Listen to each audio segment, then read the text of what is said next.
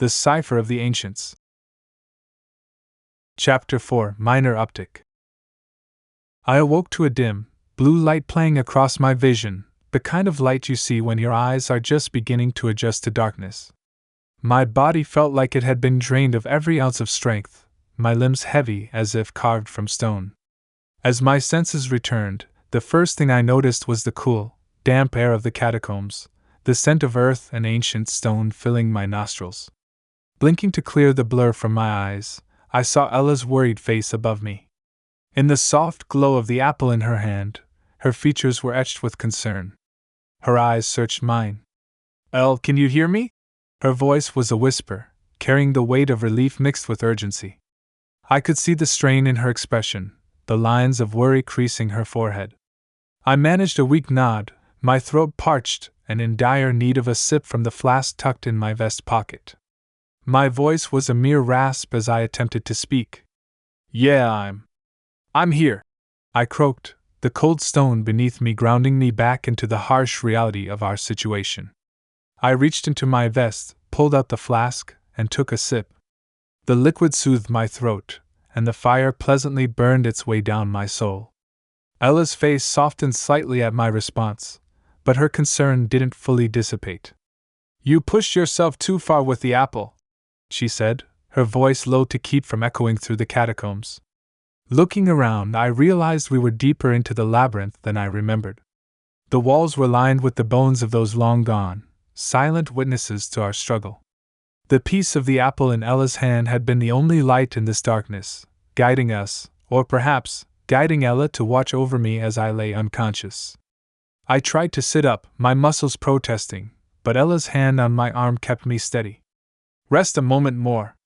We're safe for now, but we need to plan our next move," she urged, her eyes scanning the shadows around us, ever vigilant for any sign of the crows.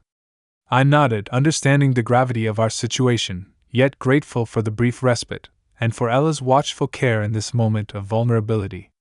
When I finally felt strength return to my limbs, I noticed Ella sitting close by, the new piece of the ethereal apple in her hands, its silver surface catching the dim light from the first piece. Her eyes were fixed on it, a mix of curiosity and caution in her gaze. "Elle, look at this," she whispered, her voice barely disturbing the quiet of the catacombs. She held the piece up, and I saw the subtle, almost imperceptible shifts around us. Time itself seemed to bend, the air vibrating with potential. I reached out, my fingers brushing against the cool metal, and immediately felt the change. It was as if the world had slowed down, or perhaps we had sped up. The dust in the air hung suspended, the distant drip of water from somewhere deep within the catacombs stretched into a prolonged echo. "We can manipulate time," Ella said, her voice a mixture of awe and trepidation. We experimented, first slowing down our movements to a crawl, watching as the shadows cast by our apple pieces seemed to stretch and distort. Then, we tried speeding up, our tasks completed in the blink of an eye, the world around us seemingly frozen. The thrill was unmistakable, a surge of energy coursing through my veins. Yet, accompanying it was the sobering awareness that we weren't merely interacting with an artifact. We were tampering with the fundamental essence of reality. It's no surprise that someone had dispersed and hidden the apple. With just 2 pieces, we already wielded powers akin to deities. How much more potent would it be when fully reassembled? With the newfound understanding of the second piece's power, we decided it was time to move. The catacombs were a maze, and the sooner we could navigate through them, the better our chances of staying one step ahead of the crows. I stood, the aches from my earlier collapse still lingering, but the urgency of our situation, and another nip from my flask, fueled me. Ella took the lead, her piece of the apple illuminating the path ahead. It revealed traps and hidden passages that were previously invisible to us, guiding us with its blue light, showing us where to step to avoid triggering ancient mechanisms. We moved silently, the walls around us adorned with bones and cryptic carvings, each telling a story of time, knowledge, and the worship of Loretta. Every turn seemed to whisper secrets, the air thick with the history of those who had once sought wisdom here. The silence was occasionally broken by the distant echo of footsteps. The crows were down here too, their pursuit relentless. Ella paused at a junction, her gaze fixed on a particular carving that seemed to resonate with the apple's glow.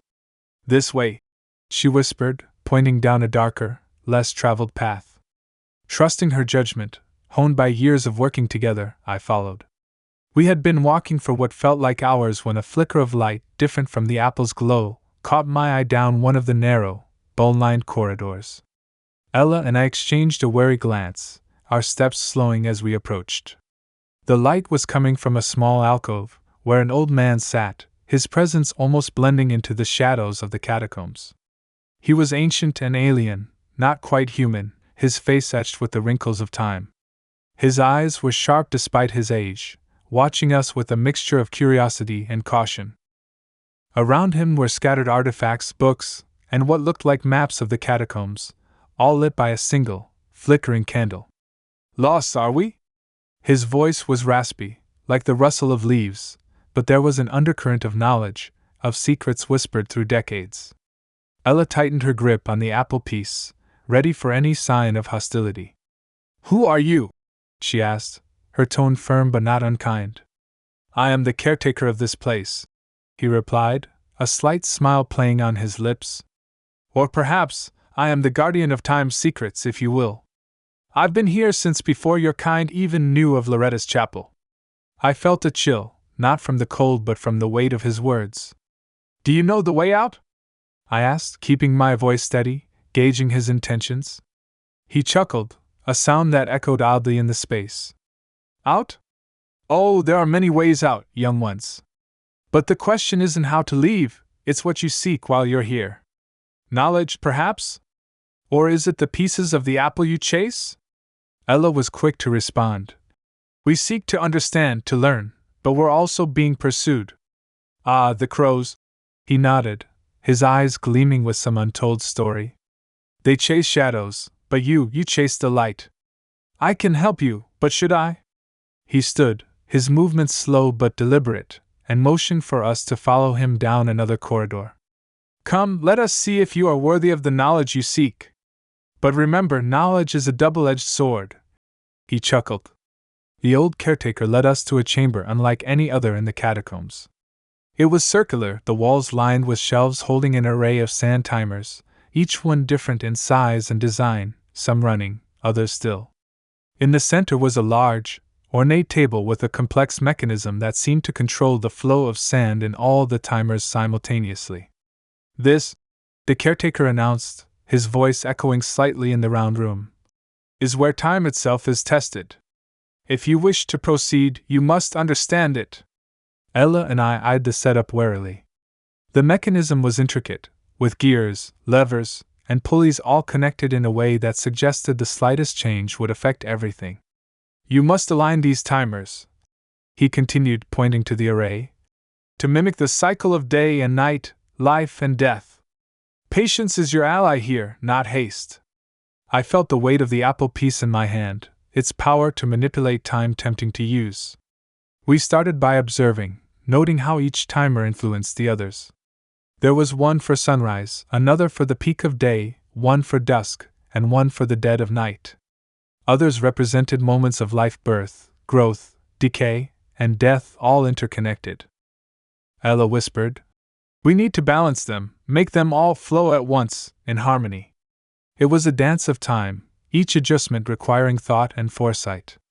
I moved one lever, and the sand in the birth timer flowed faster, but it slowed the growth one. Ella countered by adjusting a gear, evening out the flow. Minutes turned into what felt like hours, each of us focused, our hands moving with precision. The caretaker watched silently, his expression inscrutable. Finally, with a final click, all timers flowed in unison, the sound of sand moving in perfect synchrony, a soft, almost musical whisper filling the room. The mechanism at the center hummed, and then with a slow, grinding sound, a part of the wall slid aside, revealing a hidden passage. The caretaker nodded, a hint of respect in his eyes. "You have shown patience, understanding, and respect for the cycle of time. Proceed, but remember, with such knowledge comes responsibility." We stepped through the new opening, leaving behind the chamber of timers, feeling the weight of what we had just accomplished. This hidden passage led us into a chamber that felt untouched by time, the air crisp and cool, as if preserved from the moment it was sealed. The walls were covered in frescoes depicting scenes of celestial bodies, ancient rites, and the lore of Loretta, glowing faintly with an inner light. At the center of this sanctum lay a pedestal, upon which rested scrolls, tomes, and artifacts, all untouched by dust or decay. As we approached, the light of the first piece of the apple in Ella's hand stretched out, its blue glow intensifying, highlighting a scroll. Ella picked up the scrolls, her fingers careful not to disturb the ancient material. This talks about the ethereal apple," she murmured, her eyes scanning the text. "It says the pieces are not just fragments of power but keys to unlocking the universe's secrets." We read through the documents, each one providing insight into the nature of the apple, its origin tied to Loretta's teachings on the balance between knowledge and power. There were mentions of how each piece, when united, would not only enhance one's understanding of the cosmos but also pose a risk if mishandled. Amid the artifacts, we discovered a map, not of the catacombs, but of Arcania, highlighting a particular spot, the ancient castle. Once a center of authority, it had slowly decayed as the balance of power shifted away from the aristocracy to guilds, secret societies, churches, and the different schools of magic. "This must be our next destination," I said, my voice low with the thrill of discovery mixed with the weight of our new knowledge.